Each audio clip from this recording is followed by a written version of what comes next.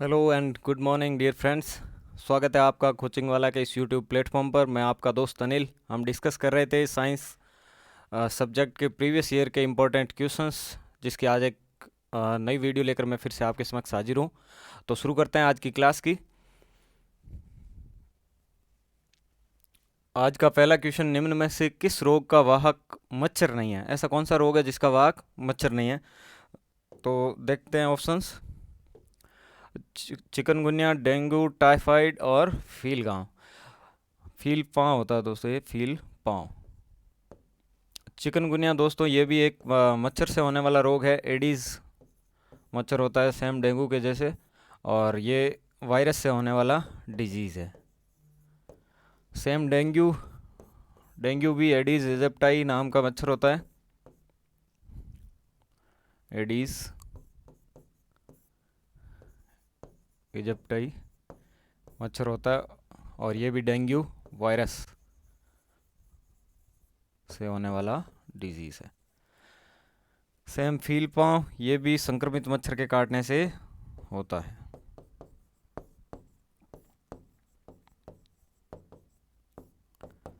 दोस्तों इसको हाथी पाँव भी कहते हैं, या फिर फाइलेरिया भी कहते हैं। फाइलेरिया जिसमें व्यक्ति के हाथ पैर जो होते हैं आगे के हिस्से लिम्फ वो फूलकर बड़े हो जाते हैं। टाइफाइड दोस्तों ये अपना आंसर होगा, और ये बैक्टीरिया से होता है। दूषित भोजन और जल के कारण ये होता है। इसका जो बैक्टीरिया होता है वो होता है साल्मोनेला टाइफी। साल्मोनेला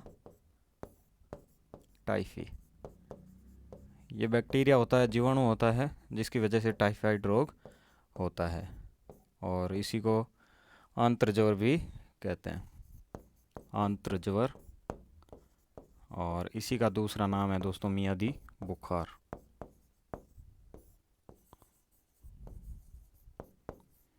तो ये कुछ फैक्ट्स है जो ध्यान रखना है। अपना आंसर हो जाएगा किस रोग का वाहक मच्छर नहीं है, तो टाइफाइड का वाहक मच्छर नहीं है। बाकी सब का अपन देख लिया, मच्छरों के काटने से होता है। चलते हैं नेक्स्ट क्वेश्चन पर। एड्स के उपचार में निम्न में से किस प्रकार की औषधियों का प्रयोग होता है? एड्स दोस्तों अपने को पता है, एड्स जो होता है HIV वायरस के कारण होता है, ह्यूमन इम्यूनो डेफिशिएंसी वायरस। और ये जो होता है एक तरह का रेट्रो वायरस है। किस कैटेगरी का है? Retro virus. Retro virus RNA virus होते हैं, RNA वायरस कुल के होते हैं। तो ये अपने को पता होना चाहिए कि ये रेट्रो वायरस का एक प्रकार होता है। और इसके इलाज के लिए जो वैक्सीन्स यूज की जाती है, दवाइयाँ जो यूज की जाती है, वो एंटी रेट्रो वायरल वैक्सीन्स का यूज किया जाता है। चलते हैं नेक्स्ट क्वेश्चन पर। वस्तु का बड़ा एवं आभासी प्रतिबिंब प्राप्त करने के लिए प्रयोग में लाते हैं। बड़ा और आभासी प्रतिबिंब प्राप्त करने के लिए कौन सा दर्पण है जो यूज किया जाता है? अवतल दर्पण, समतल दर्पण, उत्तल दर्पण या समतल और उत्तल दर्पण? देख लेते हैं दोस्तों। इसका आंसर होगा अवतल दर्पण। जैसे कि ये हमारा हो गया अवतल दर्पण, और यहाँ आपको पता है इसका पोल होता है ध्रुव जिसको कहते हैं। ये इसका मान लो फोकस हो गया F, और ये इसका के अंदर C। अगर वस्तु अवतल दर्पण के फोकस और पोल यानी कि ध्रुव और फोकस के बीच में रखी जाती है, ये कोई वस्तु है A और B, इसको नाम दे दिया AB। अगर ये फोकस और पोल के बीच में रखी जाती है, तो अगर कोई लाइट रे इसको होती हुई दर्पण पर जाएगी तो ये वापस फोकस से जाएगी। सेम सेंटर से आने वाली उसी रास्ते पर वापस लौट जाती। तो अब ये इधर तो कहीं मिलेगी नहीं, लेकिन जब इसको अपन पीछे बढ़ाते हैं तो ये एक ऐसा बिंदु आएगा, आभासी बिंदु, जहाँ पर ये मिलती हुई प्रतीत होगी। तो इसी को अपन प्रतिबिंब कहते हैं। और ये A' B' मैं इसको नाम दे देता हूँ। तो दोस्तों ये जो रियल ऑब्जेक्ट है हमारा, जो रियल वस्तु है, उससे बड़ा होगा और सीधा होगा, और दर्पण के पीछे बन रहा है मतलब आभासी भी होगा। आभासी, सीधा, बड़ा और आभासी। तो अपना आंसर हो जाएगा अवतल दर्पण। समतल दर्पण में क्या होगा दोस्तों? समतल दर्पण में दर्पण इसके अंदर जो प्रतिबिंब बनेगा वो आभासी तो बनेगा, लेकिन वस्तु के बराबर बनता है, आभासी और बराबर। उत्तल दर्पण में क्या होता है? इसमें भी आभासी बनेगा, लेकिन छोटा बनेगा, जो ऑब्जेक्ट होगा उससे छोटा होगा। अपन देखते हैं गाड़ियों के शीशे में जो यूज होता है उत्तल दर्पण, आभासी और छोटा। तो अपना आंसर हो गया अवतल दर्पण। आई होप आपको ये समझ में आ गया होगा। चलते हैं नेक्स्ट क्वेश्चन पर। सुमेलित करें, ये कुछ सोडा है, जैसे caustic soda, washing soda, baking, bleaching powder, और इनके केमिकल नेम्स दिए गए हैं। इनको अपने को मैच करना कौन सा किसका नाम है। तो दोस्तों कास्टिक सोडा जो होता है वो सोडियम हाइड्रोक्साइड होता है, NaOH। और आप देख सकते हैं फर्स्ट ऑप्शन यही है, सोडियम हाइड्रोक्साइड, इसका फॉर्मूला होता है NaOH। सेकंड हो जाएगा अपना वॉशिंग सोडा, ये सोडियम कार्बोनेट डेका हाइड्रेट होगा, ये hydrate, Na2CO3 dot 10H2O। Sodium carbonate और 10 को अपन बोलते हैं डेका, और जल का अणु है तो हाइड्रेट। तो ये हमारा हो गया वॉशिंग सोडा। नेक्स्ट है बेकिंग सोडा, तो ये होता है सोडियम बाइकार्बोनेट या सोडियम हाइड्रोजन कार्बोनेट, जिसको अपन लिखते हैं NaHCO3, सोडियम हाइड्रोजन कार्बोनेट। ये हो गया बेकिंग सोडा। ब्लीचिंग पाउडर होता है दोस्तों कैल्शियम ऑक्सी क्लोराइड, CaOCl2, ये ब्लीचिंग पाउडर का फॉर्मूला है। तो ये ऑप्शन ऑलरेडी मैच है। Caustic soda sodium hydroxide NaOH, washing soda sodium carbonate Deka hydrate यानी कि Na2CO3 dot 10H2O, baking soda sodium hydrogen carbonate या सोडियम बाई कार्बोनेट NaHCO3, और bleaching powder last calcium oxy chloride CaOCl2। तो ये 1 का 1 हो जाएगा, 2 3 4, ये इसका सही मैच हो जाएगा। तो चलते हैं नेक्स्ट क्वेश्चन पर। धन्वंतरी थे प्रसिद्ध भारतीय ज्योतिषी, थे रसायनज्ञ, चिकित्सक या गणितज्ञ, क्या थे धन्वंतरी। तो दोस्तों हम जानते हैं धन्वंतरी भारतीय इतिहास में अपना विशेष महत्व रखते हैं, और इन्हें हम आयुर्वेद के प्रवर्तक के रूप में जानते हैं, आयुर्वेद के प्रवर्तक। तो इसका आंसर हो जाएगा चिकित्सक, ये इन्होंने आयुर्वेद चिकित्सा के पहले ये थे, तो चिकित्सक सही आंसर होगा। चलते हैं नेक्स्ट क्वेश्चन पर। सुमेलित करें, यहाँ कुछ उपकरण दिए हैं, यंत्र दिए हैं, और राशि दी हुई है, किसको मापने में कौन सा यंत्र काम आता है। तो देखते हैं हाइग्रोमीटर। हाइग्रोमीटर दोस्तों जो आर्द्रता होती है, ह्यूमिडिटी होती है, जो आपेक्षिक आर्द्रता, इसको मापने का काम करेगा, आपेक्षिक आर्द्रता, रिलेटिव ह्यूमिडिटी। और हाइड्रोमीटर जो है ये डेंसिटी को मापने में काम आता है, रिलेटिव डेंसिटी, आपेक्षिक घनत्व। लैक्टोमीटर आपको पता है दूध का जो घनत्व होता है उसके काम आएगा, तो थर्ड का 4। और रेडियोमीटर विकिरण, रेडिएशन के लिए काम आता है। तो फर्स्ट का 3 आप देख सकते हैं एक ही ऑप्शन में है, तो इससे आप जल्दी सॉल्व कर पाएंगे। तो ऑप्शन नंबर 2 इसका सही आंसर। चलते हैं नेक्स्ट पर। पाचन रसों में निम्न में से कौन सा अम्ल पाया जाता है। जो पाचन रस होता है हमारी बॉडी के अंदर, पाचक रस आपको पता है यकृत द्वारा ये स्रावित होता है, और पित्ताशय के अंदर इसका संग्रहण होता है। तो उसमें कौन सा एसिड पाया जाता है। तो दोस्तों इसमें हाइड्रोक्लोरिक एसिड यानी कि HCl, हाइड्रोक्लोरिक जो अम्ल है, HCl अम्ल होता है, वो पाया जाता है, और भोजन के पाचन में ये सहायक होता है। चलते हैं नेक्स्ट क्वेश्चन पर।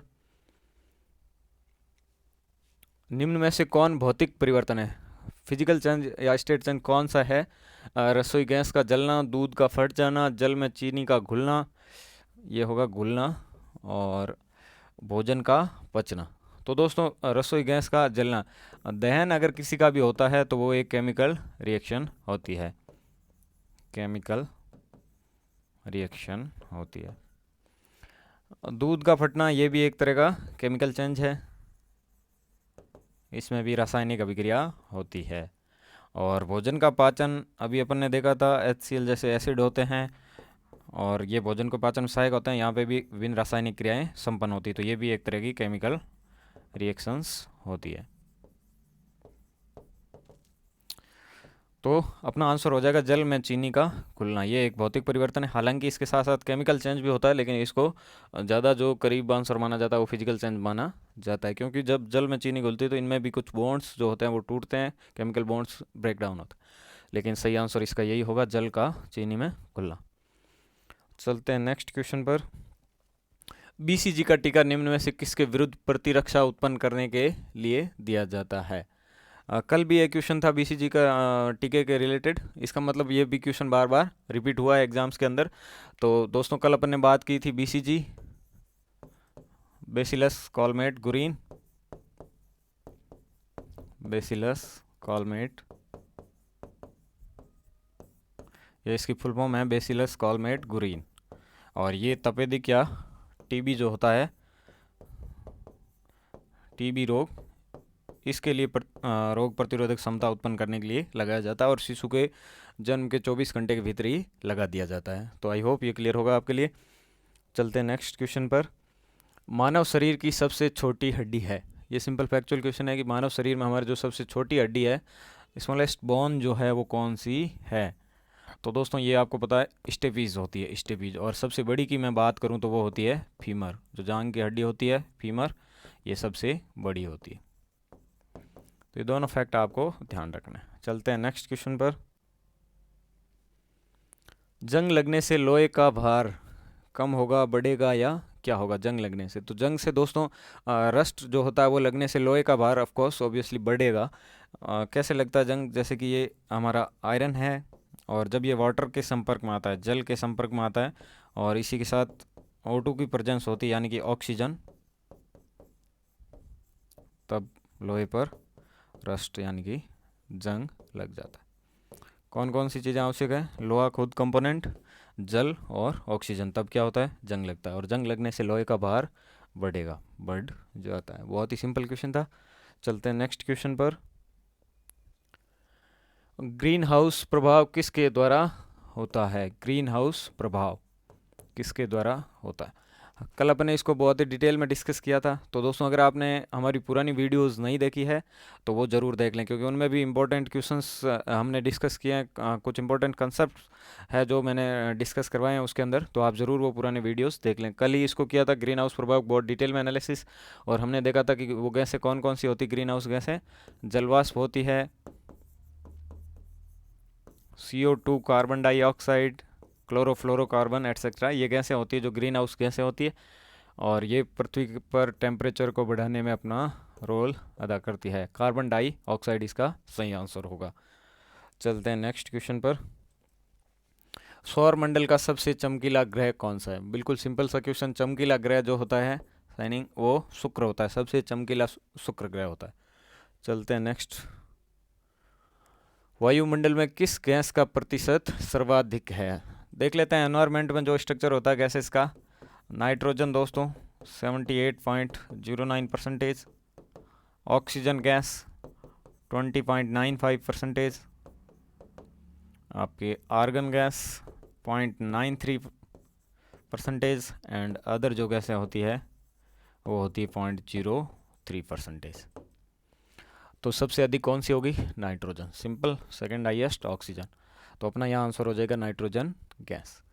चलते हैं आज के लास्ट क्वेश्चन पर। निम्न में से कौन भूकंप मापी है।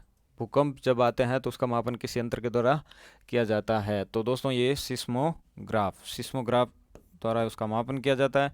और जो स्केल होती है वो रिक्टर पैमाना जो होता है, रिक्टर पैमाना, इसके अंतर्गत मापा जाता है, रिक्टर पैमाना। और ये एक परिमाण मापने वाला यूनिट है या इकाई है, परिमाण का मापन किया जाता है।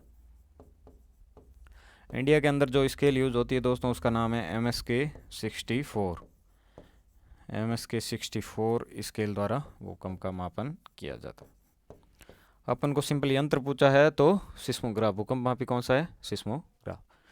ठीक है दोस्तों, ये कुछ इंपॉर्टेंट क्वेश्चंस थे जो हमने डिस्कस किए हैं, और लगातार मैं आपके लिए ऐसी वीडियो लाता रहूँगा। आप अपने दोस्तों के साथ शेयर करते रहिए, और अगर आपने कोचिंग वाला के इस यूट्यूब चैनल को अभी तक सब्सक्राइब नहीं किया है तो ज़रूर करें और अपने दोस्तों के साथ अधिक से अधिक शेयर करें। Thank you.